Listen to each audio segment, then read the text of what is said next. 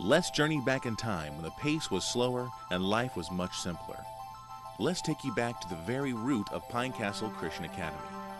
In the late 1940s, Pinecastle was little more than undeveloped land with fabulous lakes. Nearby Orlando, with its buildings and downtown businesses, were on the move. For most, the city was more enticing and offered more educational opportunities than the country. But God gave one lady the vision to start Pinecastle's very first preschool. This special lady was Laura Candler.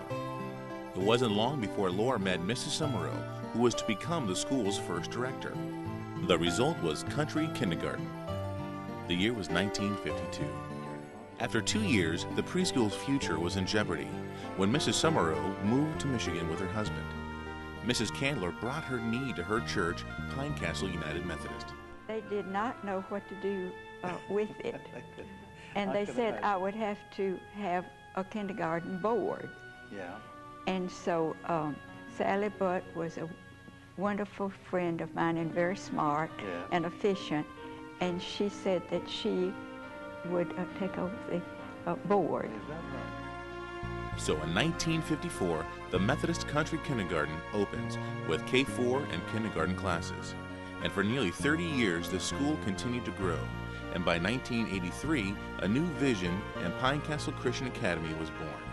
Pastor Clarence Yates recalls the event. We had some young couples who had young children who thought they'd like to have their children in a Christian setting. And I remember we had a gathering of 8 or 10 couples, and I'm not sure of the actual number, but there were probably 15 or 20 of us there, and you were there. And that was in April of 1983. Now, you know what I thought when I saw you there? Laura, you don't have any children. Why are you interested in a... but that was you. It was Jesus. Of the many couples involved, David and Jackie Deloach remember the urgency of the new vision.